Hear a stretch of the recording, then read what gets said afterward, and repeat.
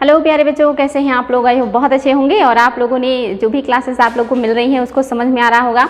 आज हम लोग कुछ खास चीज़ों को पढ़ेंगे। आप लोगों को एंशिएंट हिस्ट्री पढ़ाए हुए बहुत दिन हो गया है, तो आज आप लोगों को एंशिएंट हिस्ट्री का एक महा मैराथन मिलेगा, जिसमें आप लोगों को पाषाण काल, ताम्र पाषाण काल, सिंधु घाटी सभ्यता, वैदिक काल तक की क्लासेस का रिवीजन करवाएंगे और उससे जुड़े हुए महत्वपूर्ण पॉइंट्स को बताएंगे। साथ ही वे बच्चे जिन्होंने कभी इतिहास नहीं पढ़ा है उनके लिए क्लास काफ़ी महत्वपूर्ण होगा। उन्हें बहुत अच्छे से समझ में आएगा कि भारत का इतिहास कहाँ से शुरू होता है और मानव का जो इतिहास है ये कहाँ से शुरू होता है और कैसे मानव धीरे धीरे करके अपने संस्कृति का, अपनी सभ्यता का विकास करता है और कैसे वो एक आदि मानव से सभ्य समाज की निर्माण में अपना योगदान देता है और कैसे एक पर्वतों, पहाड़ों और जंगलों में रहने वाला मानव धीरे धीरे करके साम्राज्य विस्तार करता है और फिर एक राजतंत्र के बाद धीरे धीरे लोकतंत्र का विकास हो जाता है। तो आज हम देखेंगे इतिहास का शुरुआत, मानव का शुरुआत, कैसे कैसे हुआ है विकास और उससे जुड़े हुए महत्वपूर्ण काल जहां से क्वेश्चन बनते हैं। तो आज का क्लास आपके लिए बहुत ही महत्वपूर्ण होने वाला है बच्चों, तो ध्यान से आज के क्लास को देखिएगा। अगर कोई भी पॉइंट समझ में नहीं आता है तो कमेंट बॉक्स में क्वेश्चन कीजिएगा, हम उसको ज़रूर बताएंगे। तो चलिए बच्चों, शुरुआत करेंगे आज की क्लास की। और आपको पता है आज की क्लास में सबसे पहली बात कि मानव का विकास कहाँ पे हुआ था। तो आप सबको पता है मानव का जो विकास है ये अफ्रीका महाद्वीप के जंगलों में हुआ था। अफ्रीका महाद्वीप के जंगलों में मानव का विकास हुआ और ऐसा माना जाता है कि मानव जो है ये कपी से यानी कि बंदर से उत्पन्न हुआ है, यानी कि हमारे जो पूर्वज हैं ये जो है मंकीज थे या बंदर थे। और उसमें जो सबसे प्राचीन जो है मानव प्रजाति है उसे हम ऑस्ट्रेलोपिथेकस कहते हैं। ये क्वेश्चन बनता है बच्चों, याद रखेंगे कि मानव का आदि पूर्वज किसे कहा जाता है? आदि पूर्वज। तो मानव का जो आदि पूर्वज है इसे क्या कहा जाता है? ऑस्ट्रेलोपिथेकस।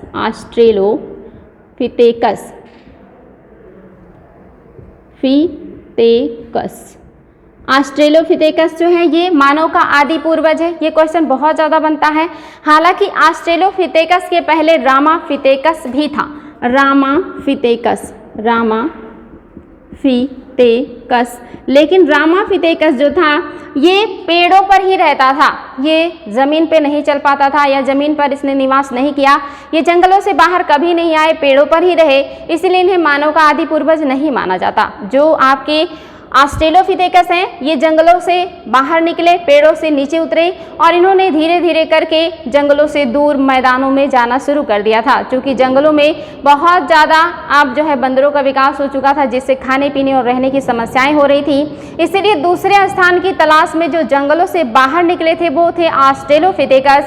इसीलिए ऑस्ट्रेलोपिथेकस को कहा जाता है मानव का आदि पूर्वज और यहीं से सिलसिला शुरू हो जाता है मानव के विकास का और धीरे धीरे करके विभिन्न प्रजातियां आती हैं, जिसमें आप देखेंगे आपका आया था जो है नियंडरथल मानव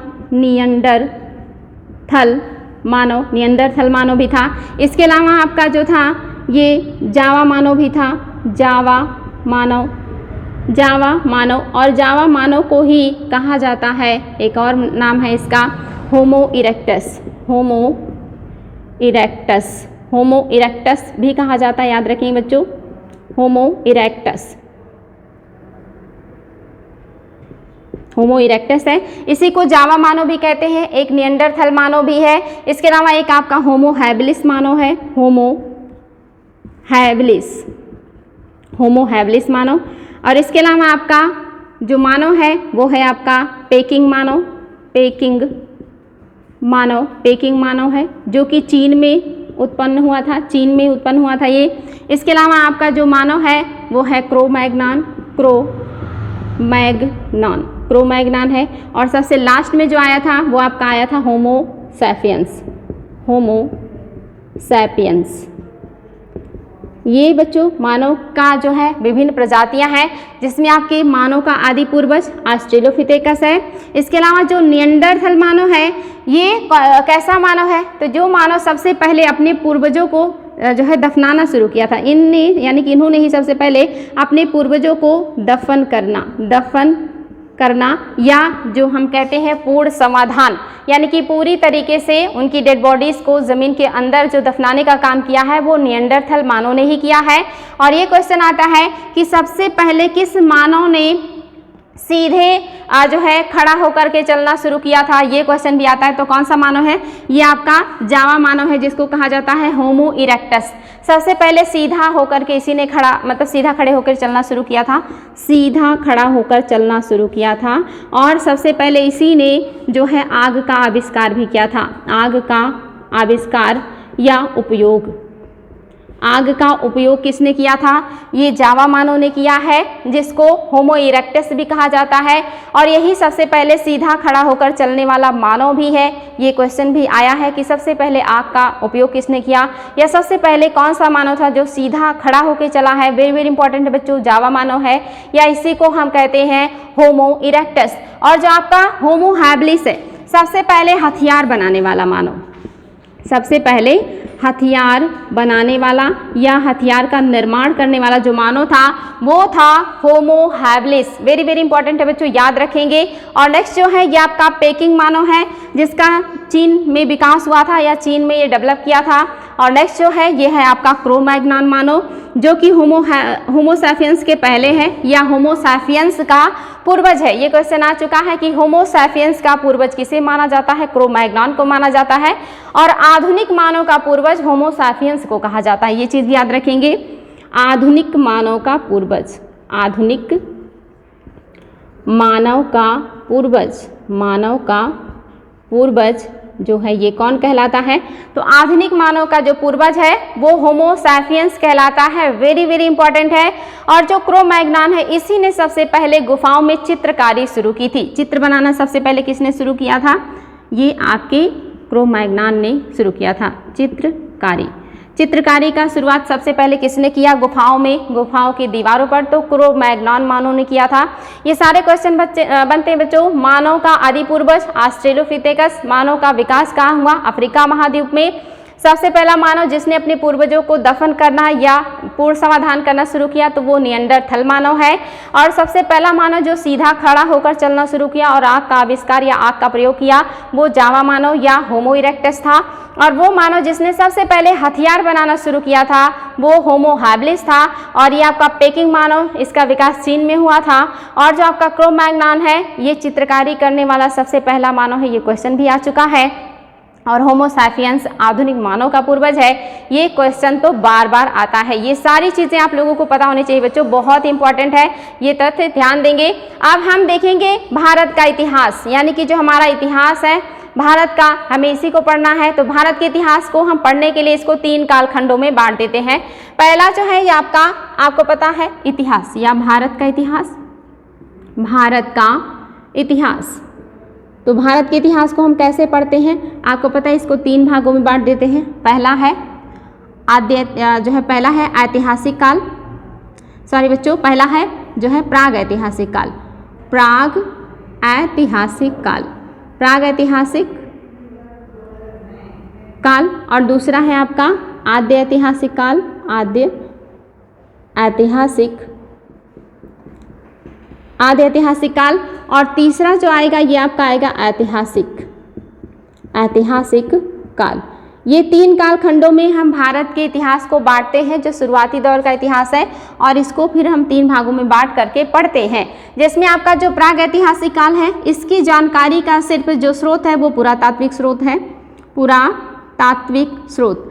सिर्फ पुरातात्विक स्रोतों से ही जानकारी हमें प्राग ऐतिहासिक काल के बारे में चलता है।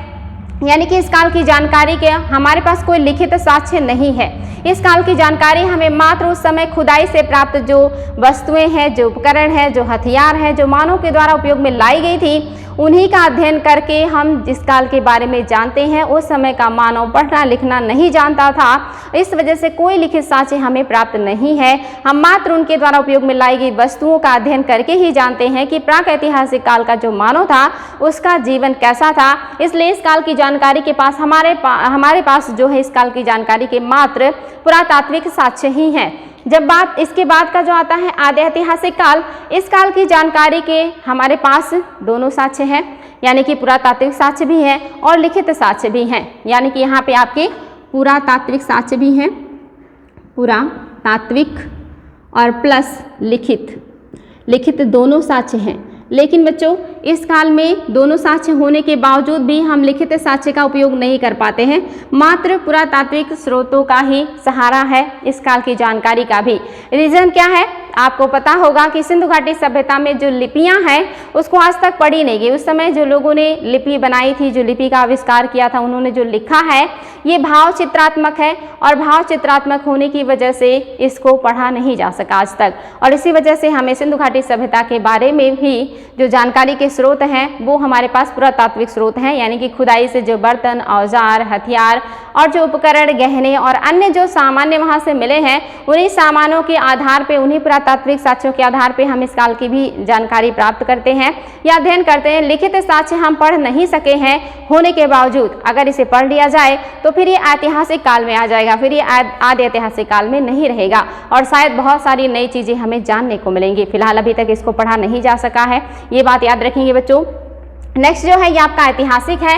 ऐतिहासिक काल की जानकारी हमें पुरातात्विक स्रोतों से मिलता है, पुरातात्विक साक्ष्य भी है, इसके अलावा प्लस लिखित साक्ष्य है, हमारे पास लिखित साक्ष्य है और इस लिखित साक्ष्य में हमारे पास देसी साक्ष्य भी हैं, देसी लिखित साक्ष्य और विदेशी लिखित साक्ष्य भी हैं, यानी कि इस काल में विदेशियों के विवरण भी मिलते हैं और देसी लोगों के द्वारा लिखी गई चीज़ें भी हैं, साथ ही आपके पुरातात्विक स्रोत भी, यानी कि इस काल की जानकारी के हमारे पास भरपूर स्रोत हैं और इसीलिए इस काल को हम ऐतिहासिक काल कहते हैं। तो याद रखेंगे बच्चों, आगे चल के हम इसी ऐतिहासिक काल को जो है फिर 3 भागों में बांटेंगे, एंशिएंट हिस्ट्री, मेडुअल हिस्ट्री और मॉडर्न हिस्ट्री में बांट करके पढ़ेंगे। अभी हम यहाँ देख रहे हैं कि ऐतिहासिक काल के पहले का जो 2 काल है, प्राग ऐतिहासिक काल और आदि ऐतिहासिक काल, तो आज हम इसी 2 काल को पढ़ेंगे, यानी कि हम प्राग ऐतिहासिक काल का रिवीजन करेंगे और आदि ऐतिहासिक काल का रिवीजन करेंगे।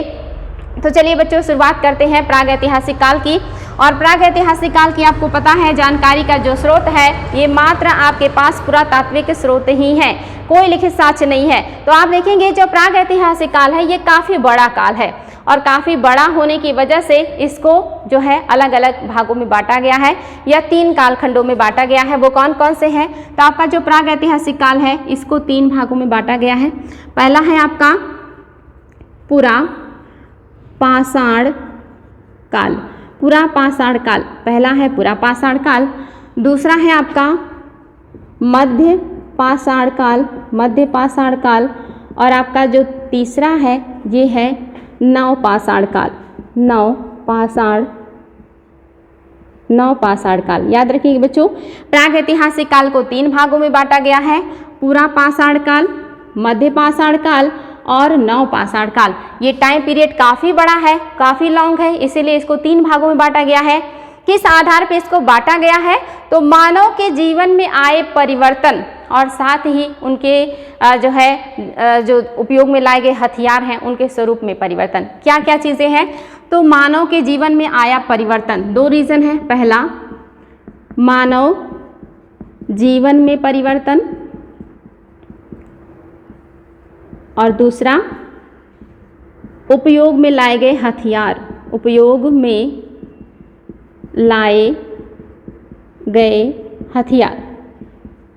इस आधार पे हमने इसको 3 भागों में बांट दिया, पुरा पाषाण काल, मध्य पाषाण काल और नव पाषाण काल। आप देखेंगे जो पुरा पाषाण काल है ये फिर भी एक लॉन्ग पीरियड है, काफ़ी लंबा काल है, इसलिए इसको फिर से हम 3 भागों में बांट देते हैं या इतिहासकार जो है इसको 3 भागों में बांट देते हैं इसके अध्ययन के लिए। पहला है निम्न पुरा पाषाण काल, निम्न पुरा पाषाण काल, निम्न पुरा पाषाण काल। दूसरा है मध्य पुरा पाषाण काल, मध्य पुरा पाषाण काल और तीसरा है उच्च पुरा पाषाण काल, उच्च पुरा पाषाण काल। ये 3 भागों में हम फिर से इसको बांटते हैं या इसके अध्ययन के लिए 3 भागों में बांटा जाता है। इस बार जो है बांटने का क्या रीज़न है? तो ये काल काफ़ी बड़ा काल है और इसको 3 भागों में क्यों बांटा गया है? क्योंकि इन 3 कालों में जलवायु में परिवर्तन आया है, जलवायु में परिवर्तन, जलवायु में परिवर्तन के आधार पे पहला रीज़न है जलवायु बदल रहा है, दूसरा है हथियारों के स्वरूप में परिवर्तन, हथियारों के स्वरूप में परिवर्तन, हथियारों के स्वरूप में परिवर्तन, दो परिवर्तन हुए हैं, जलवायु में परिवर्तन हुआ है और हथियारों के स्वरूप में परिवर्तन हुआ है। इसलिए हमने इस काल को 3 भागों में बांट दिया है। आप देखेंगे ये जो निम्न पुरा पाषाण काल है ये काफ़ी ठंडा काल है, काफ़ी ठंडा है। ये याद रखेंगे कैसा है, काफ़ी ठंडा, यानी कि यहाँ पे बहुत ज़्यादा ठंडी पड़ रही है या काफ़ी ठंडी है, यहाँ पे बहुत ठंड है। और साथ ही इस काल में जो औजार उपयोग में लाए गए हैं वो कौन से पत्थर के उपयोग में लाए गए हैं। ये क्वेश्चन बनता है कि निम्न पुरा पाषाण काल में जो पत्थर हैं जिनका उपयोग किया गया हथियार के रूप में वो कौन से पत्थर हैं। तो इस काल के जो पत्थर हैं वो हैं क्वार्टजाइट, क्वार्टजाइट के पत्थरों के हथियार बनाए गए हैं, जिसमें सबसे जो महत्वपूर्ण है वो है हैंड एक्स यानी कि हाथ की कुल्हाड़ी। हाथ की कुल्हाड़ी को हैंड एक्स कहा जाता है, जो सबसे महत्वपूर्ण है, सबसे प्राचीन हथियार है ये, जो कि मिला है आपका निम्न पुरा पाषाण काल में ही। और जिस हथियार का उपयोग, जिस पत्थर का उपयोग किया गया हथियार बनाने में वो आपका है क्वार्टजाइट। और इस काल का जो मानव है ये बड़े हथियारों का उपयोग करता है, बड़े हथियारों का उपयोग करता है, बड़े हथियारों का उपयोग करता है और बड़े हथियारों से बड़े पशुओं का शिकार करता है, बड़े पशुओं का शिकार करता है। याद रखेंगे बच्चों कैसे पशुओं का शिकार करता है, तो बड़े पशुओं का शिकार करता है। यानी कि जो हथियार हैं वो क्वार्टजाइट पत्थर के हैं। हथियारों में हैंड एक्स, हाथ की कुल्हाड़ी काफ़ी महत्वपूर्ण है। इसके अलावा चॉपर, चॉपिंग और ऐसे बहुत सारे हथियार इन्होंने बनाए हैं। लेकिन ये हथियार काफ़ी बड़े आकार के हैं, काफ़ी बेडौल हैं, इनको परिष्कृत नहीं किया गया है या इनमें मानव ने बहुत ज़्यादा काट छांट नहीं किया। एज इट इज़ इसको ज़्यादातर उपयोग करने का प्रयास किया है, क्योंकि अभी मानव उतना ज़्यादा समझदार नहीं है, अभी अपने दिमाग का उतना उपयोग नहीं कर रहा। इस वजह से ये बड़े हथियारों का या बड़े पत्थरों का उपयोग कर रहा है हथियार के रूप में, और इससे बड़े पशुओं का शिकार करते हैं ये सामूहिक रूप में। याद रखेंगे बच्चों इस काल का जो मानव है बड़े हथियारों का उपयोग कर रहा है और बड़े जानवरों का शिकार कर रहा है। और ये भी याद रखेंगे कि जो मानव है ये क्या है, उपभोक्ता है, उपभोक्ता है, यानी कि उत्पादन करना नहीं जानता है, सिर्फ उपभोक्ता है। कच्चे मांस खाता है, कंदमूल खाता है, फल फूल खाता है, और ये जंगली रूप से जो भी अनाज इसको मिलता है उगा हुआ जंगलों में उसको खाता है और कच्चे मांस का सेवन कर रहा है, क्योंकि आग का ये अभी तक उपयोग करना नहीं जानता है। और ये बिना वस्त्र का रहता है, इसके पास कोई घर नहीं है, गुफाओं में रहता है, पेड़ की छांव में रहता है, बिल्कुल जानवरों के जैसा व्यवहार है, जानवरों को देखता है जैसे रहते हुए वैसा ही व्यवहार करता है मानव आपका निम्न पुरा पाषाण काल में। मध्य पुरा पाषाण काल आते आते अब मानव जो है वो धीरे धीरे थोड़ा समझदार हो रहा है। तो इस काल में इसने किस पत्थर का उपयोग किया है, जेस्पर और चर्ट, जेस्पर और चर्ट, ये पत्थर हैं जेस्पर और चर्ट, इनका उपयोग करके हथियार बनाया है। और इस काल में फलक हथियार ज़्यादा देखने को मिलते हैं, फलकों का उपयोग ज़्यादा किया गया। फलक मीन्स होता है ब्लेड जैसी संरचना वाले हथियार जो काफ़ी नुकीले होते हैं, यानी कि पहले के हथियार से थोड़े से अच्छे हैं, बेहतर स्थिति में है, और इनका जो पत्थर है ये भी पहले वाले पत्थर से ज़्यादा मजबूत है और अच्छा है। तो इस काल को फलक हथियारों का काल कहा जाता है, या इस काल को फलक संस्कृति भी कहा जाता है संकालिया के द्वारा। याद रखेंगे बच्चों इस काल में मानव थोड़ा थोड़ा करके अब अपने अंदर परिवर्तन ला रहा है, और ये काल भी आपका इम्पॉर्टेंट है। इस काल में हथियार अब थोड़े छोटे हो गए हैं। एक हथियार का नाम और सुनेंगे आप, पेबुल। पेबुल जो है ये एक ऐसा हथियार है जो मानव नहीं बनाता है, यानी कि ऐसे पत्थर जो नदियों की धारा में बहते बहते चले जाते हैं और धारा में बहने की वजह से ठोकरें लगते लगते ये एक आकार ले देते हैं, यानी कि अपना स्वरूप बदलते बदलते एक खूबसूरत आकार ले लेते हैं पानी के बहाव में टकराने से। इसी को कहा जाता है पेबुल। मानव ऐसे हथियारों का भी उपयोग जो है शिकार के रूप में करता था। तो ये चीज़ याद रखेंगे बच्चों, वेरी इंपॉर्टेंट है। पेबुल जो है ये नेचुरल हथियार है जो नदियों के बहाव से बनता है, वेरी इंपॉर्टेंट है, इसको ध्यान देंगे। अब हम बात करेंगे उच्च पुरा पाषाण काल की। ये बहुत ही ज़्यादा इंपॉर्टेंट है बच्चों, यहाँ जो भी पॉइंट बताएंगे वो सारे एग्जाम में आए हुए हैं, इसको ध्यान दीजिएगा। सबसे पहला पॉइंट जो है, इस काल में वर्षा का रेशियो बढ़ गया है, वर्षा जो है वो बढ़ गया है, यानी कि अब वर्षा ज़्यादा होने लगा है, बारिश का जो रेशियो है वो बढ़ गया है। यानी कि इसका क्या मतलब है कि अब धीरे धीरे गर्मी बढ़ रही है। जब गर्मी बढ़ती है निम्न वायुदाब का क्षेत्र बनता है, तो आप देखते हैं कि हवाएं आती हैं और बारिश करती हैं। तो अब धीरे धीरे जलवायु गर्म हो रहा है, बर्फ जो है वो पिघल रहे हैं और गर्म होने की वजह से वाष्पीकरण का दर बढ़ रहा है और वाष्पीकरण का दर बढ़ने से अब बारिश शुरू हो चुका है। तो अब यहाँ पे बारिश का रेशियो बढ़ गया है, उच्च पूरा पाषाण काल में बारिश का रेशियो बढ़ चुका है। साथ ही मैंने आपको बताया कि जो क्रो-मैग्नान मानव है, क्रो-मैग्नान मानव ने इसी काल में चित्रकारी शुरू कर दी थी। चित्रकारी वेरी वेरी इंपॉर्टेंट है बच्चों, ये एग्जाम में कई बार आया है कि मानव ने किस काल में चित्रकारी शुरू किया है, तो उच्च पूरा पाषाण में किया है। लेकिन कभी कभी एग्जामिनर यहाँ गेम खेल जाते हैं और वो उच्च पूरा पाषाण काल को ऑप्शन में देते ही नहीं, और फिर वहाँ पे ऑप्शन में आपको दे देंगे मध्य पाषाण काल, नव पाषाण काल, पूरा पाषाण काल और मध्य पूरा पाषाण काल। तो याद रखिएगा बच्चों, वहां पे उच्च पूरा पाषाण काल के बाद आपका मध्य पाषाण काल आ रहा है, इसलिए आप मध्य पाषाण काल को टिक करेंगे। कभी मध्य पूरा पाषाण काल को मत कीजिएगा, क्योंकि ये पीछे है। आप जब भी कोई काम करेंगे तो वो आगे के साइड में बढ़ेगा, पीछे नहीं जाता। आपके द्वारा किए गए काम आपके बच्चे आगे बढ़ाएंगे। तो अगर इस काल को नहीं दिया गया है तो आप मध्य पाषाण काल को ही सही करेंगे, चित्रकारी, क्योंकि इस काल में चित्रकारी शुरू हुआ, लेकिन इस काल में चित्रकारी बड़े पैमाने पे किया गया। तो कभी कभी एग्जामिनर ऑप्शन में इसको ना दे करके, उच्च पूरा पाषाण काल को ना दे करके मध्य पाषाण काल को दे देते, और जो बच्चे रटे रहते हैं कि उच्च पूरा पाषाण काल, वो गलती कर देते। तो रटना नहीं है, हमेशा ये याद रखिए कि जिस काल में जो घटना घटी, अगर वो काल नहीं है और उसके आगे का काल ऑप्शन में दिया है तो आप उसको सही करना है। तो ये चीज आ चुका है एग्जाम में, तो ध्यान देंगे। इसी काल में शुरू हुआ, लेकिन बड़े पैमाने पे इस काल में हुआ। अगर आ जाए कि बड़े पैमाने पे किस काल में चित्रकारी की गई, तो आपका मध्य पाषाण काल हो जाएगा। ये चीज याद रखेंगे। स्टार्टिंग यहाँ पे हुआ है, किसने किया है? क्रो-मैग्नान ने किया है। साथ ही इस काल का जो मानव है, ये पाषाण यानी कि पाषाण उपकरण के साथ साथ, पाषाण उपकरण के साथ ये हड्डी के उपकरण भी बनाना शुरू कर दिया था।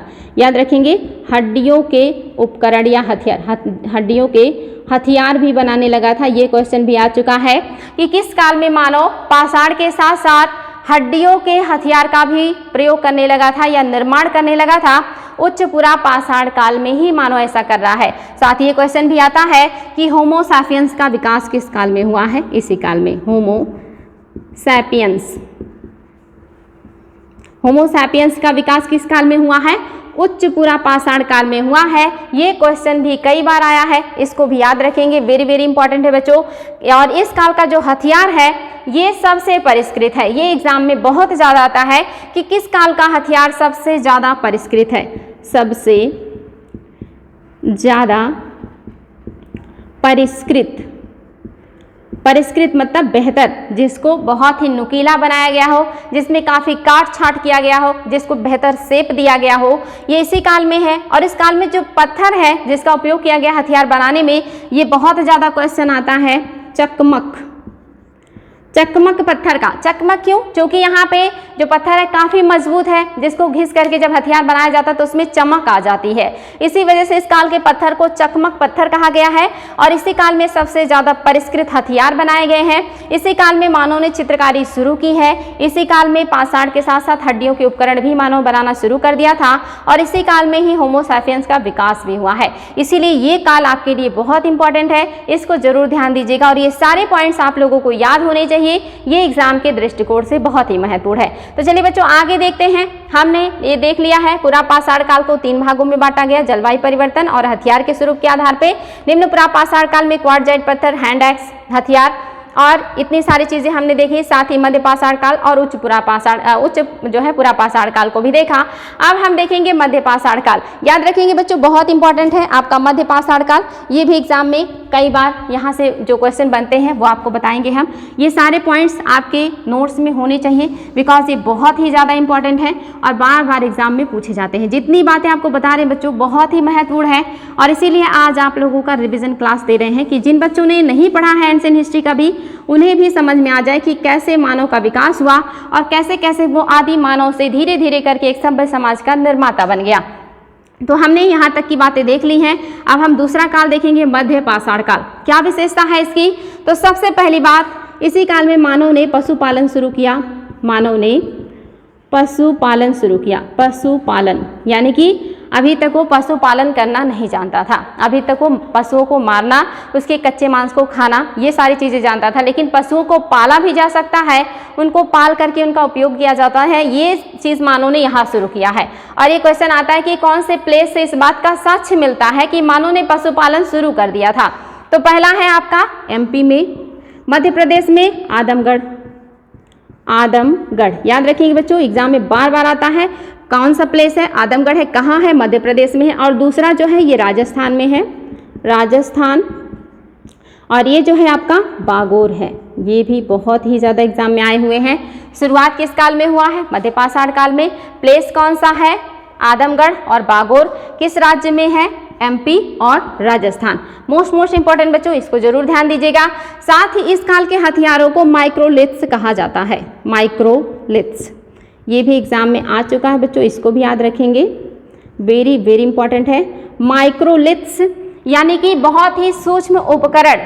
माइक्रोलिथ्स मतलब होता है बहुत छोटे उपकरण, सूक्ष्म उपकरण, या माइक्रोलिथ्स को ही हिंदी में कहेंगे सूक्ष्म हथियार, सूक्ष्म हथियार या उपकरण।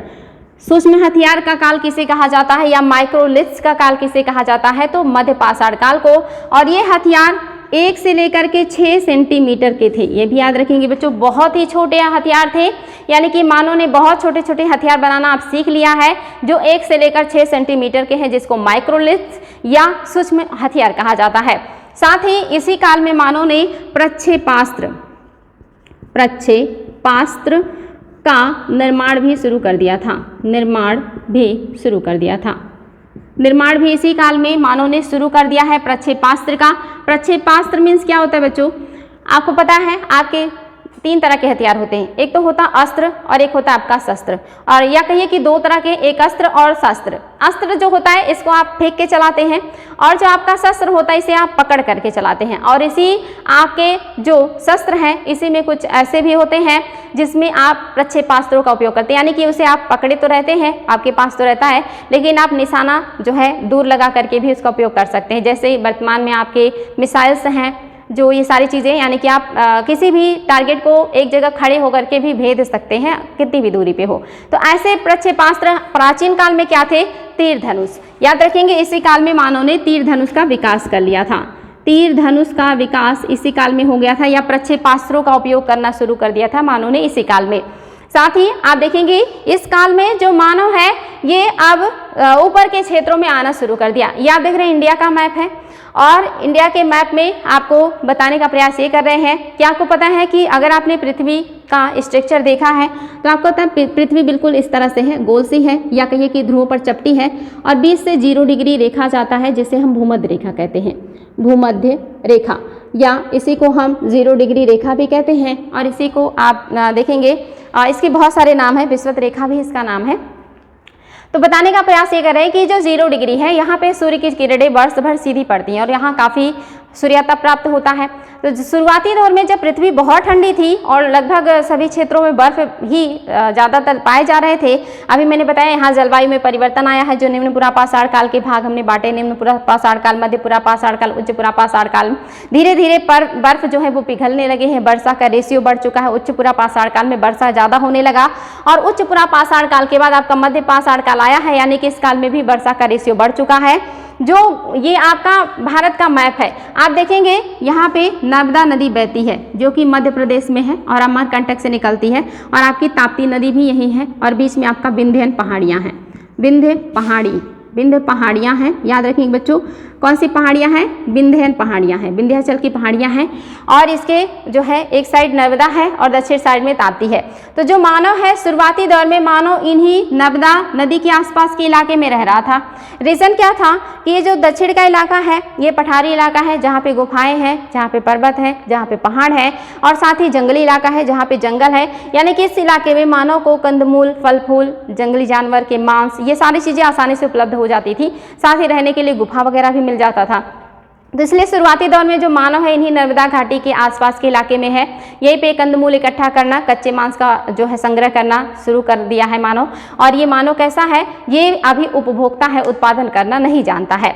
लेकिन जैसे जैसे ये जो ऊपर के मैदान है, ये आप देखेंगे जो आपकी गंगा यमुना घाटी है, जो ये सिंध का क्षेत्र है, जो आपका ऊपर का बलूचिस्तान है, और फिर इधर जो आपका ब्रह्मपुत्रा का इलाका, इस इलाके में मैदानी बेल्ट में बर्फ थे। लेकिन मध्य पाषाण काल आते आते ये सारे बर्फ जो है वो पिघल गए। यहाँ के जो मैदान है ये बर्फ से मुक्त हो गए। और बर्फ मुक्त होने के बाद आपको पता है, जब कहीं पे जमीन में सबसे पहले जो उगता है वो घास होता है, तो धीरे धीरे करके इस क्षेत्र में घास उगाए हैं। और घास उगने की वजह से इन जो जंगलों में शाकाहारी जीव रहते थे, वो जीव अब धीरे धीरे ऊपर की तरफ बढ़ना शुरू कर देते हैं और घास खाने के लिए वो लोग इन मैदानी बेल्ट में आ जाते हैं। और जिसकी वजह से इन शाकाहारी जानवरों का पीछा करते हुए, या जो इनका भोजन करते हैं, जिसमें मांसाहारी जानवर हैं, जिसमें शेर हो गए और अन्य जो जीव होते हैं, वो भी ऊपर के क्षेत्र में चले जाते हैं। और चूंकि मानव जो है वो चाहे शाकाहारी हो जीव हो या मांसाहारी हो, दोनों का उपयोग करता है कच्चे मांस के रूप में, तो अब मानव को भी क्या करना पड़ेगा, इन्हीं पशुओं के पीछे ऊपर के क्षेत्र में जाना पड़ेगा। इस तरह से शाकाहारी जीव ऊपर के क्षेत्र में आए, उनके पीछे मांसाहारी जीव ऊपर के क्षेत्र में आए, और फिर मानव भी जो यहाँ पे अभी रह रहा था उपभोक्ता के रूप में, अब वो धीरे धीरे अपनी ज़रूरतों को पूरा करने के लिए पशुओं के पीछे ऊपर के क्षेत्र में आ गया। तो इसी काल में, ये जो आपका मध्य पाषाण काल है, इसी काल में ऊपर की जो गंगा घाटी है, असम की जो घाटी है, और जो आपका ऊपर का सिंध घाटी, इन सभी क्षेत्रों में घास आए हैं। और घास के पीछे शाकाहारी जानवर और उनके पीछे मांसाहारी जानवर, और फिर धीरे धीरे करके मानव भी मैदानी बेल्ट में प्रवेश कर चुका। यानी कि मैदानी बेल्ट में मानव कब आया है, मध्य पाषाण काल में। ये चीज़ याद रखेंगे, वेरी वेरी इंपॉर्टेंट है बच्चों। और इस काल में जब मानव मैदानी बेल्ट में आया तो शाकाहारी जीवों को धीरे धीरे ये अपना जो है पशुपालन करना शुरू कर देता है। इसीलिए मध्य पाषाण काल से पशुपालन का साक्ष्य मिलने लगता है। याद रखेंगे बच्चों। इसके बाद आपका आता है नव पाषाण काल। याद रखेंगे आपका कौन सा काल आया है, तो ये आपका है नव पाषाण काल। ये काफ़ी इंपॉर्टेंट है, यहाँ से भी क्वेश्चन बहुत ज़्यादा बनते हैं।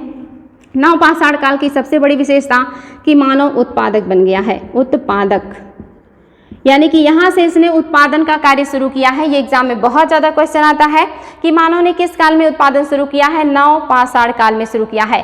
नव पाषाण काल के पहले आपने जितने भी काल पढ़े हैं, चाहे वो पुरा पाषाण काल हो, चाहे इसके 3 भाग, निम्न पुरा पाषाण काल, मध्य पाषाण काल, उच्च पुरा पाषाण काल या मध्य पाषाण काल, ये सारे क्या हैं, इन सभी कालों में जो मानव है ये उत्पादन करना नहीं जानता है, मात्र उपभोक्ता है। ये बात याद रखेंगे। उत्पादन करना मानव ने नव पाषाण काल में शुरू किया है। और सबसे पहले जो उत्पादन का काम है ये भारत में किन क्षेत्रों में शुरू हुआ, तो ये भारत में जो सुलेमान पहाड़ियाँ हैं, किरथर की पहाड़ियाँ हैं, इनके आसपास बलूचिस्तान प्रांत में आपका मेहरगढ़ पड़ता है। इसके बारे में आपने बहुत सुना होगा, मेहरगढ़। सबसे पहले मानव ने यहीं पर बस्ती बना करके, कच्ची ईंटों का घर बना करके, सरपत का घर बना के, घास फूस का घर बना के रहना शुरू किया, बस्तियों में निवास करना शुरू किया और उत्पादन करना शुरू किया। और पूरे विश्व में सबसे पहले जिस अनाज का उत्पादन किया गया वो आपका जौ और गेहूं था। आगे चल के भारत में आप देखेंगे कि सबसे पहले जो है वो चावल की खेती की गई है, जो कि साक्ष्य मिला है लाहुरा देवा से। लेकिन विश्व स्तर पर बात करेंगे तो जौ और गेहूं का उत्पादन सबसे पहले हुआ, और मेहरगढ़ में भी सबसे पहले जौ और गेहूं ही उगाया गया है। याद रखेंगे बच्चों, इस काल में मानव उत्पादक हो गया है। साथ ही बस्ती, यानी कि आपका जो बस्ती मीन्स होता है जो घर बना करके रहते हैं, ये लोग बस्तियों में निवास करते हैं या गांव में रहते हैं, यहीं से ग्रामीण जीवन भी इसने शुरू किया। साथ ही इसने यहीं से मिट्टी के बर्तन बनाना शुरू किया, मिट्टी के बर्तन। याद रखेंगे बच्चों, मिट्टी के बर्तन बनाना शुरू किया। इसके अलावा पहिए का आविष्कार इसने शुरू किया है, पहिए का आविष्कार, पहिए का आविष्कार भी शुरू हो गया है। याद रखेंगे क्या शुरू हुआ है, पहिए का आविष्कार। वेरी वेरी इंपॉर्टेंट है। उत्पादक हो गया, बस्ती बनाकर रहने लगा, मिट्टी के बर्तन बनाने शुरू कर दिए, पहिए का आविष्कार शुरू कर दिया। और इस काल से मानव जो है पूरी तरह से सभ्य मानव की तरह रहने लगा है। इस काल में बेहतरीन हथियारों का उपयोग भी किया गया, फसल काटने के लिए, खेत की मिट्टी को भुरभुरी बनाने के लिए, इस तरह की चीज़ों का उपयोग किया गया आपके नव पाषाण काल में। और इसी काल में मानव ने आग का उपयोग पूरी तरह से शुरू कर दिया था। आग का उपयोग उपयोग शुरू कर दिया था, अच्छे से शुरू कर दिया था। इसके पहले मानव आग से परिचित हो गया था पूरा पाषाण काल में ही, लेकिन उसका उपयोग कैसे किया जाए इस बात से मानव परिचित नहीं था। वो जानता तो था कि आग होता है, आग लगती है, जंगल जल जाते हैं, जो जीव जंतु हैं वो जल जाते हैं, उनके मांस खाने में थोड़े मतलब आसान हो जाती, क्योंकि कच्चे मांस को चबाना थोड़ा मुश्किल होता है। ये सारी चीज़ें मानव जान रहा था, लेकिन उसका उपयोग करना उसने विधिवत रूप से शुरू किया है नवपाषाण काल में। ये चीज़ भी याद रखेंगे बच्चों, क्वेश्चन आता है कि किस काल में नियमित रूप से मानव ने आग का उपयोग किया है? नवपाषाण काल में शुरू किया है। तो ये सारी चीज़ें मैंने आपको बताया, ये प्राग ऐतिहासिक काल से जुड़ी हुई जो बातें थी वो सारी आप याद रखेंगे, बहुत ही महत्वपूर्ण है। ये सारे क्वेश्चन बन चुके हैं बच्चों। साथ ही अब आपको ये सीक्वेंस भी याद हो गया होगा कि किस काल के बाद कौन सा काल आया है और किस काल में कौन सी महत्वपूर्ण घटनाएं घटी हैं, जो आपको जानना था। तो याद रखेंगे, ये काल का सीक्वेंस है। कभी कभी ये सीक्वेंस भी पूछ लेता कि इन कालों का सीक्वेंस बताइए, तो आपको सीक्वेंस भी पता होना चाहिए कि पूरा पाषाण काल, मध्य पाषाण काल, नवपाषाण काल, और उसके बाद जो आया है वो आया है आपका ताम्रपाषाण काल। ताम्रपाषाण काल, ताम्रपाषाण काल मतलब ऐसा काल जहाँ पर पाषाण के साथ साथ तांबे का भी प्रयोग शुरू हो गया। ऐसा धातु जो सबसे पहली बार मानव के द्वारा उपयोग में लाया गया वो तांबा था। ये क्वेश्चन बनता है कि कौन सा धातु सबसे पहले मानव ने उपयोग किया था? तो तांबा। और ये इंडिया में ही नहीं पूरे विश्व की बात है कि सबसे पहले मानव ने जिस धातु का उपयोग किया था वो आपका तांबा था। और साथ ही पाषाण के उपकरण भी उपयोग में ला रहा है, इसीलिए इस काल को ताम्रपाषाण काल कहा जाता है, क्योंकि दोनों का संयुक्त रूप से उपयोग कर रहा है। ये क्वेश्चन बनता है बच्चों कि इस काल का जो जीवन है कैसा है? ग्रामीण जीवन है। कैसा जीवन है? ग्रामीण जीवन है इस काल का, ग्रामीण जीवन है। साथ ही जो मानव है ये कच्चे ईंट के मकान में रहता है। और इस काल में जो सबसे खास विशेषता है, मिट्टी के बर्तनों का उपयोग, तरह तरह के मिट्टी के बर्तनों का उपयोग इन्होंने शुरू कर दिया था। और तरह तरह के मिट्टी के बर्तनों पर अलग अलग तरह के कलर का उपयोग करना और उस पर अलग अलग कलर से चित्रकारी करना शुरू कर दिया था मानव ने ताम्रपाषाण काल में। और जो आपका ताम्रपाषाण काल है, इसी मिट्टी के बर्तनों के आधार पर कई संस्कृतियों में बांटा गया है। ये भी क्वेश्चन आता है।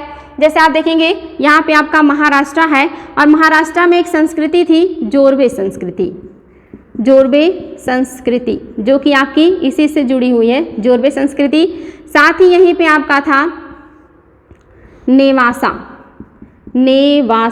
नेवासा संस्कृति। ये संस्कृति आपकी कहाँ है? महाराष्ट्र में है।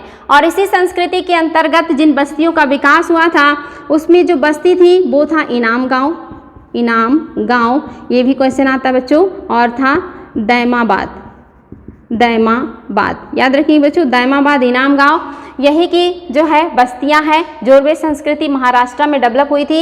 ये क्वेश्चन आता है कि जोरवे संस्कृति का विकास कहाँ पे हुआ था? महाराष्ट्र में हुआ था। कौन से संस्कृति के अंतर्गत दैमाबाद और इनाम गांव आते हैं? तो जोरवे संस्कृति के, जो कि महाराष्ट्र का पार्ट है। यहीं पे आप देखिए ऊपर के क्षेत्र में मध्य प्रदेश का इलाका आता है। और मध्य प्रदेश में जो संस्कृति डेवलप की थी वो मालवा संस्कृति थी। मालवा संस्कृति थी जो इसी काल से जुड़ी हुई, बच्चों याद रखेंगे, मालवा संस्कृति भी इसी काल से जुड़ा हुआ है। और इसके अंतर्गत जो बस्तियां थी उसमें आपका एरड़ था, एरड़ और कायथा और एरड़ संस्कृतियां जो है वो मालवा संस्कृति के अंतर्गत डेवलप हुई थी। ये अलग अलग बस्तियां हैं और ये सब अपने अपने मिट्टी के बर्तनों की वजह से अलग अलग बांटे गए हैं। वेरी वेरी इंपॉर्टेंट है बच्चों, इसको याद रखेंगे, ये बहुत ही बढ़िया क्वेश्चन है। इसके अलावा यहाँ पे एक बस्ती और मिली थी, नवदा टोली, याद रखेंगे, ये भी महाराष्ट्र का ही है। नवदा टोली ये सबसे बड़ी ग्रामीण बस्ती थी, याद रखेंगे, बड़ी ग्रामीण बस्ती थी, सबसे बड़ी ग्रामीण बस्ती थी आपकी नवदा टोली। और ये दोनों क्यों इंपॉर्टेंट है? यहाँ पे नगरीकरण का साक्ष्य मिला है, नगरीकरण का साक्ष्य मिला है। नगरीकरण का साक्ष्य कहाँ पे मिला है? इनाम गांव और दैमाबाद। ये दोनों बस्तियां धीरे धीरे नगर की तरफ बढ़ रही थी, यानी कि अब ये ग्रामीण संस्कृति से नगर संस्कृति में तब्दील हो रही थी, इसका साक्ष्य यहाँ पे मिला है। और जो आपका एरड़ और कायथा नवदा टोली है ये आपके मध्य प्रदेश में डेवलप हुई थी मालवा संस्कृति के अंतर्गत।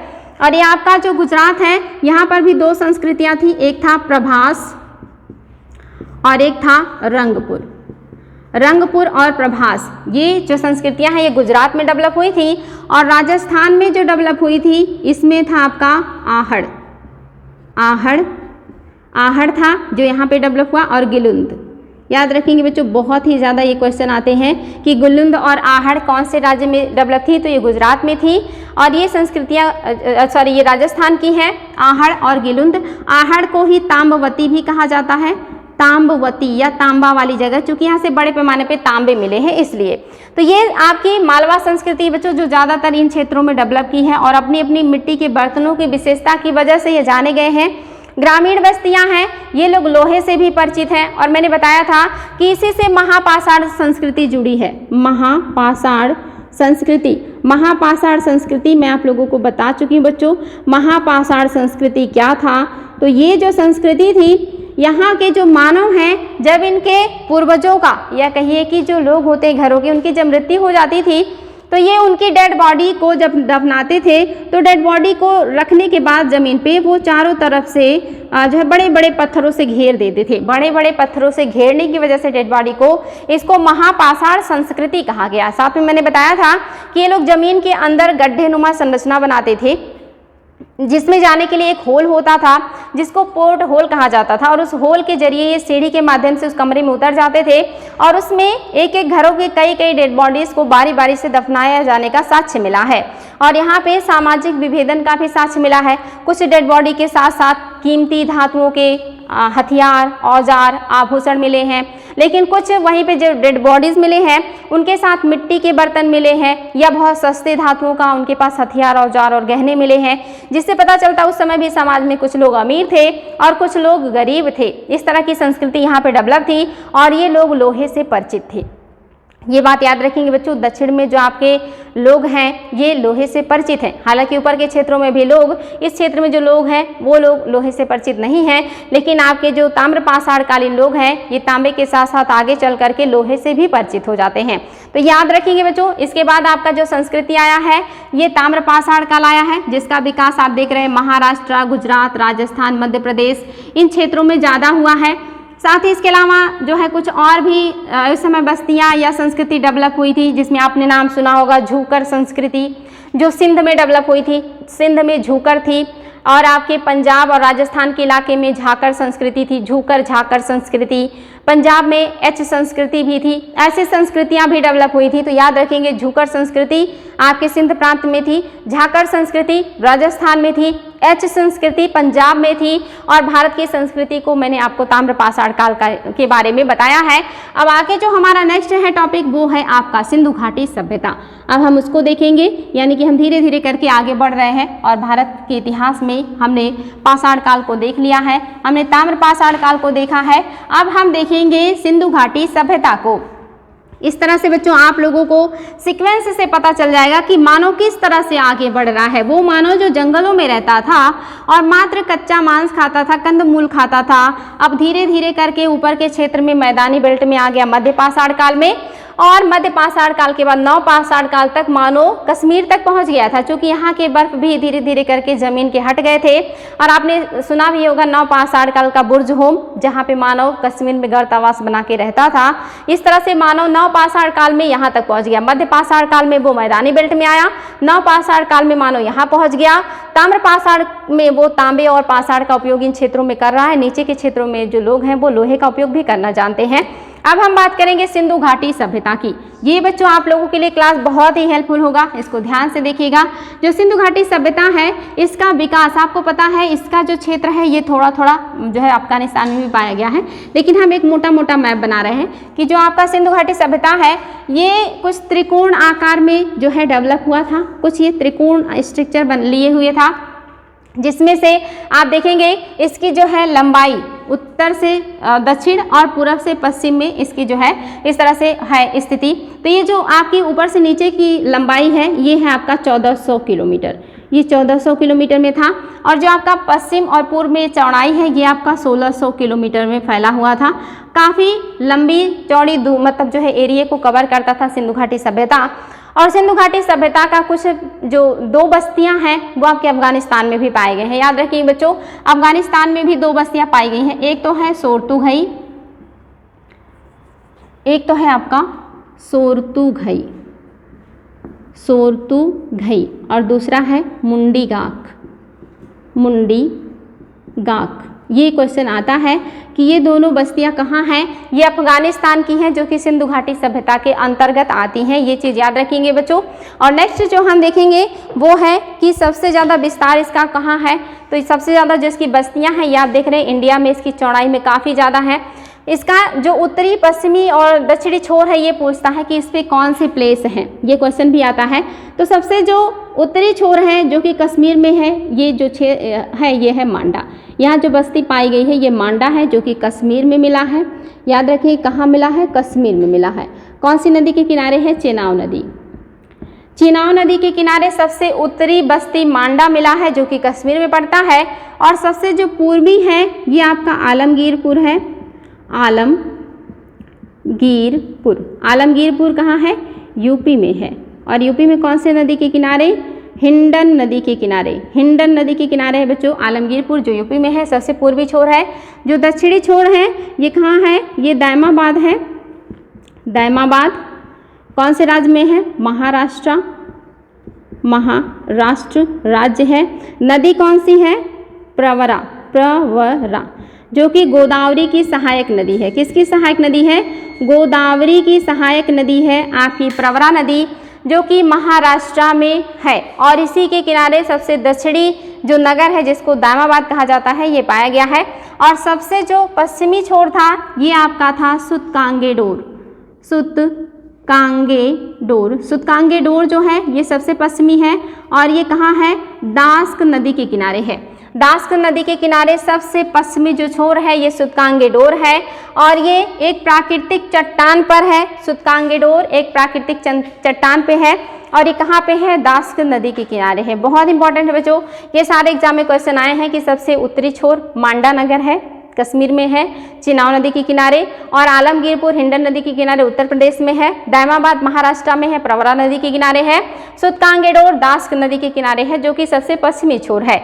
और साथ ही ये भी याद रखेंगे सबसे ज़्यादा जो बस्तियां हैं वो इंडिया में मिला है। वेरी वेरी इंपॉर्टेंट है बच्चों। सबसे ज़्यादा कहाँ पे मिले हैं प्लेस, सबसे ज़्यादा इसकी जो बस्तियां हैं वो कहाँ मिली हैं, तो आपके भारत में मिली हैं। और दूसरे नंबर पे पाकिस्तान में मिली हैं। पाकिस्तान, दूसरे नंबर पे पाकिस्तान आएगा। और तीसरे नंबर पे अफगानिस्तान। तीसरे नंबर पे अफगानिस्तान। यहाँ पे मात्र 2 बस्तियाँ मिली हैं। और जब भारत में बात करेंगे कि भारत में सबसे ज़्यादा बस्तियाँ कहाँ मिली हैं, किस राज्य में, तो गुजरात में। भारत में सबसे ज़्यादा बस्तियाँ कहाँ मिली हैं, गुजरात में। वेरी वेरी इंपॉर्टेंट है बच्चों, ये क्वेश्चन भी आ चुका है। सबसे ज़्यादा कहाँ मिली है भारत में, गुजरात में मिली है। और आप देखेंगे कि जो सिंधु घाटी सभ्यता है इसमें 7 महानगर भी थे। ये भी क्वेश्चन आया, कितने महानगर थे, 7 महानगर थे। जिसमें आपके महानगरों में कौन कौन सा था, पहला था मोहनजोदड़ो। और दूसरा था आपका हड़प्पा था। और तीसरा था आपका राखीगढ़ी। और आपका चौथा था धौलावीरा है। और आपका जो 5वां है ये है आपका कालीबंगा। आपका जो 6ठा है ये है बनावली। और जो आपका 7वां है ये आपका है लोथल। देखेंगे बच्चों ये 7 महानगर हैं सिंधु घाटी सभ्यता के। बाकी जो है ये छोटे छोटे नगर हैं और इससे ज़्यादा ग्रामीण बस्तियां, यानी कि ज़्यादातर जो है वो ग्रामीण बस्तियां हैं। और आपके 7 बड़े महानगर हैं। इसके अलावा अन्य छोटे छोटे नगर भी हैं, ये चीज़ याद रखेंगे। ये बच्चों सीक्वेंस आता है कि सबसे बड़ा नगर कौन सा है सिंधु घाटी सभ्यता का, तो सबसे बड़ा मोहनजोदड़ो है, दूसरा हड़प्पा है, तीसरा राखीगढ़ी है और चौथा धौलावीरा है। ये सीक्वेंस है, याद रखेंगे। सबसे बड़ा मोहनजोदड़ो है, सेकंड नंबर पे हड़प्पा है, थर्ड पे राखीगढ़ी है और चौथे नंबर पे धौलावीरा है। ये टोटल सिंधु घाटी सभ्यता में है। लेकिन अगर भारत में पूछे कि भारत में सबसे बड़ा, तो भारत में सबसे बड़ा आपका राखीगढ़ी और दूसरे नंबर का सबसे बड़ा धौलावीरा हो जाएगा। चूंकि ये मोहनजोदड़ो और जो हड़प्पा है ये पाकिस्तान में पड़ते हैं, इसलिए भारत में पूछेगा तो सबसे बड़ा राखीगढ़ी हो जाएगा और दूसरा धौलावीरा। लेकिन पूरी सिंधु घाटी में ये सीक्वेंस होगा, पहले मोहनजोदड़ो, हड़प्पा, राखीगढ़ी और फिर धौलावीरा। याद रखिए बच्चों ये 7 महानगर हैं, बहुत इंपॉर्टेंट है। इसके अलावा बहुत ज़्यादा यहाँ पे ग्रामीण बस्तियाँ पाई गई हैं। इस जो सभ्यता है इसके विभिन्न नाम हैं। सबसे पहले जब इसकी खुदाई किया था तो कनिंघम महोदय ने शुरू किया, लेकिन उन्होंने इसके महत्व को नहीं समझा और इस खुदाई को रोक दिया था। लेकिन फिर भी उन्हें भारत में पुरातात्विक जनक कहा जाता है, पुरातत्व विभाग का जनक कनिंघम को ही कहा जाता है। आगे चल के जॉन मार्शल ने 1920-21 में खुदाई शुरू करवाई थी, दयाराम साहनी और जो है जो भारतीय हैं इनके नेतृत्व में, और जिसमें देखेंगे जो सबसे पहले प्लेस आया था सामने वो था हड़प्पा। और जब हड़प्पा सामने आया तो इस सभ्यता का नाम पड़ गया हड़प्पा सभ्यता। इस सभ्यता का नाम पड़ा हड़प्पा सभ्यता। लेकिन आगे चल के ये खुदाई जारी रही और खुदाई जारी रहने के दरमियान जो यहाँ पे सिंधु नदी जाती है बहते हुए और ये चली जाती है अरब सागर में, इस सिंधु नदी के आसपास यहाँ पे मोहनजोदड़ो, चिन्हूदड़ो ऐसे बहुत सारी बस्तियाँ मिलने लगी और फिर इस सभ्यता का नाम रख दिया गया सिंधु घाटी सभ्यता। दूसरा जो इसका नाम पड़ा वो पड़ा सिंधु घाटी सभ्यता, सिंधु घाटी सभ्यता। तो दूसरा नाम क्या है बच्चों? सिंधु घाटी सभ्यता। इसके बाद खुदाई जब जारी रही तो पता चला कि यहाँ पे 7 महानगर हैं और कुछ छोटे छोटे नगर भी हैं और अन्य जो है वो ग्रामीण बस्तियाँ हैं। इस तरह से पता चला कि पहली बार नगरीकरण का जो प्रयास है इन लोगों ने किया और बड़े पैमाने पे नगरीकरण हुआ, तो इसका नाम पड़ गया नगरीय सभ्यता। नगरीय सभ्यता, नगरीय सभ्यता इसका नाम पड़ा। और जब और ज़्यादा अध्ययन हुआ इन सारी नगरों के ऊपर तो पता चला कि इन्होंने सबसे पहले तांबा और टिन मिला करके कांसा बनाना सीख लिया था। इन्होंने तांबा प्लस टिन मिला करके इन्होंने कांसा बनाया था, कांसे का जो है आविष्कार कर लिया था और जिसकी वजह से इस सभ्यता का नाम पड़ गया कांस्य युगीन सभ्यता। चौथा इसका जो नाम है ये है कांस्य युगीन सभ्यता, कांस्य युगीन सभ्यता। इस तरह देख रहे हैं बच्चों, इसके 4 नाम हो गए। पहला हड़प्पा सभ्यता, दूसरा सिंधु घाटी सभ्यता, तीसरा नगरीय सभ्यता और चौथा कांस्य युगीन सभ्यता। आगे चल के ये खुदाई बंद नहीं हुई, ये खुदाई जारी रही और फिर जब पता चला कि ये जो सभ्यता है इसका सबसे ज़्यादा जो विस्तार है ये घग्घर नदी है, जो कि आप देखेंगे इस तरह से बहती है और ये आके राजस्थान के जो है विलीन हो जाती है मरुस्थल में। तो इस घग्घर नदी या सरस्वती नदी के किनारे सबसे ज़्यादा बस्तियाँ पाई गई। सबसे ज़्यादा बस्तियाँ घग्घर या सरस्वती नदी के किनारे मिलने की वजह से ये सभ्यता फिर से डिस्प्यूट में आ गई कि इसको सिंधु घाटी सभ्यता कहें या घग्घर सरस्वती सभ्यता कहा जाए। और फिर यहाँ पे वैज्ञानिकों या विद्वानों या पुरातत्वविदों का पैनल बैठा, मीटिंग हुआ और मीटिंग में निर्णय लिया गया कि इसका जो सबसे सही नाम होगा वो होगा हड़प्पा सभ्यता। यानी कि सबसे पहला जो प्लेस नाम सामने आया यही इसका सबसे ऑथेंटिक नाम है। तो इसलिए ये क्वेश्चन भी आ चुका है कि इसमें सबसे सटीक नाम क्या है सिंधु घाटी सभ्यता का। तो यहाँ पे आपको ये 4 ऑप्शन दिए रहेंगे। तो अगर उपरोक्त का ऑप्शन नहीं है यानी कि सभी का ऑप्शन नहीं है तो आप हड़प्पा सभ्यता को सही करेंगे, और अगर आपको उपरोक्त सभी का ऑप्शन मिल जाए तो उपरोक्त सभी को सही कर देंगे, बिकॉज ये सारे नाम सिंधु घाटी सभ्यता के हैं। लेकिन अगर उपरोक्त सभी नहीं है और मात्र 4 ऑप्शन है उसमें से सबसे ऑथेंटिक पूछ रहा है तो आप हड़प्पा सभ्यता को सही करेंगे। ये चीज़ याद रखेंगे बच्चों। इस तरह से इस सभ्यता का नामकरण हो गया हड़प्पा सभ्यता। हालांकि इसको हम लोग विभिन्न नामों से पुकारते हैं। इसका सबसे ऑथेंटिक नाम क्या है? हड़प्पा सभ्यता है। तो ये सारी चीज़ें हमने देखी।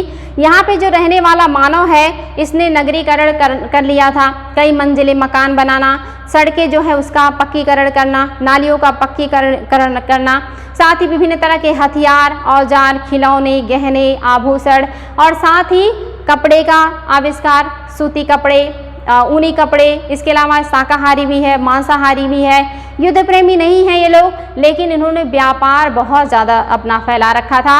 इनका व्यापार मेसोपोटामिया, मिस्र के साथ भी चलता था, जिसके विभिन्न साक्ष्य मिले हैं और जिसका मैंने बहुत विस्तार पूर्वक इसके पहले के क्लास में वर्णन भी किया है। अगर आपने उसको देखा है तो आपको पता होगा कि कितना बेहतरीन है ये सभ्यता। इसके विकास से लेकर पतन तक की हर चीज़ों को मैंने उस क्लास में बहुत अच्छे से डिफाइन किया है, वहाँ से आप इसको बहुत अच्छे से देख सकते हैं। फिलहाल आज हम लोग बिल्कुल जो है तेजी से बढ़ रहे हैं और इस महामैराथन में हम लोग रिवीजन कर रहे हैं। तो इस तरह से आपको पता चल गया इस सभ्यता का मानव काफ़ी विकसित हो चुका है और ये हर क्षेत्र में लगभग अपना परचम लहरा रहा है और ये व्यापार में भी काफ़ी आगे है। इसने बहुत सारे महानगरों का विकास कर लिया है।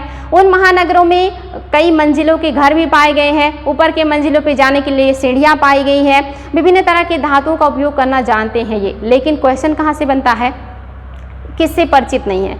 लोहे से परिचित नहीं है सिंधु घाटी सभ्यता के लोग। ये क्वेश्चन बार बार आता है कि किस धातु से परिचित नहीं है, तो लोहा छोड़ के बाकी सारी चीज़ों का उपयोग करना जानते हैं ये लोग।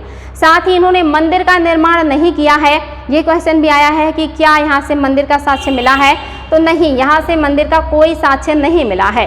साथ ही सिंधु घाटी सभ्यता से और क्या क्वेश्चन बनता है कि क्या यहाँ से हथियार के रूप में तलवार, ढाल, शिरस्त्राणी मीन्स होता है जो सर पे हम हेलमेट के रूप में उपयोग करते हैं अपने सर की सुरक्षा के लिए, क्या ऐसे हथियार मिले हैं, तो नहीं, यहाँ से ना तो तलवार मिला है, ना तो ढाल मिला है और ना ही यहाँ से शिरस्त्राण मिला है। ना तो यहाँ से शिरस्त्राण मिला है, ना तो तलवार मिला और ना ही ढाल मिला। ये तीनों हथियार यहाँ से नहीं पाए गए हैं बच्चों। साथ ही ये लोग लोहे का उपयोग करना भी नहीं जानते थे, लोहे का उपयोग भी नहीं जान रहे हैं ये लोग। साथ ही यहाँ से घोड़े का विभिन्न तरह से उपयोग करने का भी साक्ष्य नहीं मिलता है। घोड़े के अस्थियों के साक्ष्य सुरकोटदा से मिले हैं, घोड़े के जबड़े का साक्ष्य राणा घुंडई से मिला है, लेकिन घोड़े का अंकन ना तो मोहरों पर मिला है, ना ही इसका बड़े पैमाने पर उपयोग का कोई साक्ष्य मिलता है। साथ ही गाय की अंकन भी मोहरों पे नहीं है, शेर का अंकन भी मोहरों पे नहीं पाया गया है, बाघ का मिला है लेकिन शेर का नहीं मिला है। शेर का अंकन मेसोपोटामिया के लोग किया करते थे। ये बात याद रखेंगे बच्चों, ये लोग मंदिर भी नहीं बनाते थे, मंदिर का उपयोग नहीं किए हैं। ये लोग पढ़ना लिखना जानते थे या नहीं, इसके बारे में कोई प्रमाणित नहीं है हमारे पास, बिकॉज इन्होंने जिस लिपि का उपयोग किया है ये लिपि कैसा है, भाव चित्रात्मक है। भाव चित्रात्मक यानी कि ये लोग जो है अलग अलग तरह के डिज़ाइन बना करके, फिगर बना करके अपनी बातों को अभिव्यक्त करते थे और उस डिज़ाइन का क्या मतलब होता था ये आज के विद्वान डिकोड नहीं कर पा रहे या वो नहीं समझ पा रहे हैं। इसलिए इसको हम भाव चित्रात्मक लिपि कहते हैं या इसी को बोस्टोफिडन लिपि भी कहते हैं। ये क्वेश्चन भी आ चुका है कि सिंधु घाटी सभ्यता का लिपि कैसा है, बोस्टोफिडन लिपि भी कहा गया सिंधु घाटी सभ्यता के लिपि को। साथ ही इसी को गोमुत्रिका लिपि भी कहा गया है, गोमुत्रिका लिपि भी कहा गया है। ये चीज़ याद रखिए बच्चों, क्यों कहा गया है, क्योंकि ये लोग जो लिखते थे, जिन लिपियों का उपयोग करते थे वो लिपियाँ, वो लोग जो है पहले ये लोग दाएं से बाएं जाते थे, फिर बाएं से दाएं जाते थे, फिर ये लोग दाएं से बाएं जाते थे। इस तरह से लिखने की वजह से ये जो स्ट्रक्चर हो रहा है इसी को कहा गया गोमुत्रिका लिपि या इसी को सर्पिलाकार लिपि भी कहा गया है। सर्पिलाकार लिपि कहिए, गोमुत्रिका लिपि कहिए या इसी को बोस्टोफिडन लिपि कहिए या इसी को भाव चित्रात्मक लिपि कहिए, ये सारे लिपियाँ जो है इसी लिपि का नाम है। वेरी वेरी इंपॉर्टेंट है बच्चों, इसको सिंधु लिपि भी कहा जाता है। तो इस तरह की लिपियों का उपयोग करने की वजह से, इस तरह के भाव नुमा चित्र बनाने की वजह से इनकी बातों को कोई समझ नहीं पाया आज तक और इस वजह से ये लिपियाँ डिकोड नहीं हुई हैं। और ये आपका जो सिंधु घाटी सभ्यता है ये अपने आप में काफ़ी विचित्र है। इन्होंने जिस तरह का टेक्निक अपनाया है उस समय मूर्तियाँ बनाने में, खिलौने बनाने में, वो टेक्निक जो है अद्भुत है। इन्होंने उस समय के जो नगर निर्माण में टेक्निक अपनाया है, घरों में शौचालय, किचन, पक्की नालियाँ, सड़कें, चौड़ी गलियाँ, हर चीज़ का इन्होंने उपयोग किया है। जो मकान होते थे उनके दरवाजे मेन सड़क पे नहीं खोलते थे, गलियों में खोलते थे ताकि साफ सफाई यानी कि स्वच्छता भी बनी रहे और सुरक्षा भी बनी रहे। मात्र लोथल ऐसा बंदरगाह नगर था जहाँ पे जो घर के दरवाजे हैं ये मेन सड़क पे खुलते थे, अन्य नगरों में ऐसा नहीं देखने को मिलता है। साथ ही आप देखेंगे यहाँ से बहुत सारी अद्भुत चीज़ें मिली हैं। जैसे आपको पता होगा कि जो आपका मोहनजोदड़ो है यहाँ से सबसे ज़्यादा मात्रा में मोहरें मिली हैं, लगभग 1200 मोहरें मिली हैं। यहीं से डांस करती हुई कांसे की नर्तकी की मूर्ति भी मिली है और यहीं से योगी की मुद्रा में एक धड़ भी मिला है पत्थर का, जो तिपतिया डिज़ाइन का साल ओढ़े हुए है और ध्यान मुद्रा में है। और आपका जो मोहनजोदड़ो है यहाँ से मलेरिया का साक्ष्य भी मिला है और ईंट भट्ठे यानी कि ईंट निर्माण का साक्ष्य भी मोहनजोदड़ो से मिला है। साथ ही कॉटन के वस्त्र का भी यहाँ से साक्ष्य मिला है और यहाँ से बहुत बड़ा स्नानागार और अन्नागार, साथ ही पुरोहित भवन, ऐसी चीज़ें भी यहाँ से पाई गई हैं। और वाटर प्रूफिंग यानी कि पानी जो है उसका लीकेज ना हो, वाटर प्रूफिंग का साक्ष्य भी आपके मोहनजोदड़ो के महास्नानागार से मिला है। ये सारी चीज़ें आपके मोहनजोदड़ो से मिली हैं। और जो आपका हड़प्पा है, हड़प्पा से यहाँ से लिपि युक्त मोहरे बहुत ज़्यादा संख्या में मिली हैं। नटराजन की मूर्ति मिली है यहाँ से, साथ ही तांबे की इक्का गाड़ी और मानव की मूर्ति मिली है। इसके अलावा आप देखेंगे हड़प्पा से अन्य बहुत सारे महत्वपूर्ण चीज़ें भी पाई गई हैं, जिसमें आप देखेंगे एक महिला के गर्भ से निकलते हुए पौधे का साक्ष्य भी मिला है आपके हड़प्पा से। और ये आपका पंजाब प्रांत में पड़ता है और ये चीज़ भी याद रखेंगे, रावी नदी के किनारे ये पाया गया है। वेरी वेरी इंपॉर्टेंट है बच्चों। नेक्स्ट जो है आपका राखी गढ़ी, ये हरियाणा में है। और आपका जो धौलावीरा है ये गुजरात में है और ये 3 भागों में बटा है और तीनों भागों को दुर्गीकृत किया गया है। जबकि सिंधु घाटी सभ्यता में मोस्टली जो नगर हैं वो 2 भागों में बटे हैं, जिसमें पश्चिमी टीला दुर्गीकृत है। यानी कि जो नगर हैं ये 2 भागों में बटे हैं, जिसमें जो पश्चिमी टीला इसी को दुर्गीकृत किया गया है, पूर्वी को दुर्गीकृत नहीं किया गया। ये थोड़ी ऊंचाई पे है और ये किले बंद है। इसमें बड़े लोग रहते हैं, कम जनसंख्या रहती है, अमीर लोग रहते हैं। ये नीचे है, बड़ा है, गरीब जनसंख्या रहती है और ये दुर्गीकृत नहीं है। ऐसा आपको देखने को मिलेगा सिंधु घाटी सभ्यता के मैक्सिमम नगर में। लेकिन आपका जो अपवाद है, ये जो धौलावीरा है, ये 3 भागों में बटा है और तीनों को दुर्गीकृत किया गया है। इसलिए ये क्वेश्चन बहुत ज़्यादा आता है कि कौन सा नगर है जो 3 भागों में बटा है और तीनों को दुर्गीकृत किया गया है। तो आपका धौलावीरा, जिसमें बीच वाले नगर से स्टेडियम का साक्ष्य मिला है। जल प्रबंधन प्रणाली बहुत अच्छी थी यहाँ की, यहाँ से सबसे बड़ा लिपि युक्त पट्टिका भी मिला है। तो धौलावीरा याद रखेंगे बच्चों, मोस्ट इंपॉर्टेंट है, एग्जाम में बहुत ज़्यादा आता है। दूसरा जो है आपका कालीबंगा, ये 2 भागों में बटा है और दोनों को दुर्गीकृत किया गया है। एकमात्र नगर जो 2 भागों में बटा और दोनों को दुर्गीकृत किया गया वो है आपका कालीबंगा। और यहाँ से बहुत सारी चीज़ें मिली हैं, अंतरा फसलीकरण का साक्ष्य, कृषि का साक्ष्य, शल्य चिकित्सा का साक्ष्य, आपके मेसोपोटामिया के मुहर का साक्ष्य, साथ ही यहाँ से 7 अग्नि वेदिकाएँ भी मिली हैं। साथ ही यहाँ पे एक युगल समाधान भी पाया गया है। आपका जो कालीबंगा, यहाँ से क्वेश्चन बहुत ही ज़्यादा बनता है। यहाँ से फर्श के अलंकरण का भी साक्ष्य मिला है और यहाँ पे नालियाँ कच्ची हैं और जो फर्श है इस पर डिज़ाइन किया गया, उसके पक्कीकरण का साक्ष्य मिला है। ये सारी बात याद रखिएगा बच्चों। कालीबंगा घग्गर नदी के किनारे राजस्थान में है। और इसके अलावा बनावली जो है ये भी आपके हरियाणा में है। लोथल भी बहुत इंपॉर्टेंट है, ये एक बंदरगाह नगर है। ये क्वेश्चन बहुत ज़्यादा आता है। बंदरगाह नगर है, यहाँ से मम्मी का साक्ष्य मिला है जो कि मिस्र में पाया जाता है। यहाँ से पंचतंत्र के चालाक लोमड़ी का साक्ष्य मिला है। लोथल से कपड़ा कलर करने का साक्ष्य मिला, साथ ही चावल का साक्ष्य मिला है। इसके अलावा यहाँ से हाथी दांत का पैमाना यानी कि स्केल भी मिला है और इसके अलावा पूरा का पूरा एक हाथी दांत भी मिला है। और ये यहाँ का जो नगर है ये 2 भागों में बटा है और दोनों को एक ही दुर्ग में दुर्गीकृत किया गया है। ये चीज़ याद रखेंगे बच्चों। यहाँ से 3 युगल समाधियाँ भी पाई गई हैं। ये सारी चीज़ें एग्जाम में बन चुकी हैं। और आपका एक नगर है चिन्हुद्रो, जो चिन्हुद्रो है ये आप देखेंगे ये आपका बटा है 2 भागों में और एक भी दुर्गीकृत नहीं है। इसलिए क्वेश्चन बनता है बच्चों कि कौन 3 भागों में बटा, तीनों दुर्गीकृत है, धौलावीरा। कौन 2 भागों में बटा है, दोनों दुर्गीकृत है, कालीबंगा। कौन 2 भागों में बटा है, एक भी दुर्गीकृत नहीं है, तो वो आपका है चिन्हुद्रो। और कौन सा नगर 2 भागों में बटा और दोनों एक ही प्राचीर में घिरे हैं, तो लोथल और आपका सूरकोटदा। इस तरह से आप देखेंगे 4 नगर ऐसे हैं जहाँ पे निचला नगर भी दुर्गीकृत है। धौलावीरा में, कालीबंगा में, आपके लोथल में और आपका जो सूरकोटदा है, ये 4 नगर ऐसे हैं जहाँ पे निचला नगर भी दुर्गीकृत है। तो ये मोटी मोटी चीज़ें जो आपको एग्जाम के दृष्टिकोण से इंपॉर्टेंट थी वो मैंने आपको बता दिया है। अब इससे ज़्यादा अगर आपको तथ्य जानने हैं, सिंधु घाटी सभ्यता को बहुत विस्तार में पढ़ना है, एक एक पॉइंट्स को जानना है और बहुत ही बेहतरीन नॉलेज प्राप्त करना है, तो इसके लिए आपको बच्चों क्लास देखना पड़ेगा इतिहास का, जहाँ पे मैंने कई क्लास में इस टॉपिक को कंप्लीट किया है। और ये टॉपिक वाकई में बहुत ही बढ़िया है, इंटरेस्टिंग है और इम्पॉर्टेंट भी, तो आप उसको क्लास में देखिएगा। नेक्स्ट हमारा जो आएगा वैदिक काल आएगा और वैदिक काल में ही आपका जो है आदि ऐतिहासिक काल में ही आपका वैदिक काल भी आ जाएगा, जिसमें आपका ऋग्वैदिक काल है और उत्तर वैदिक काल है। तो यहाँ से परिवर्तन आ जाता है बच्चों।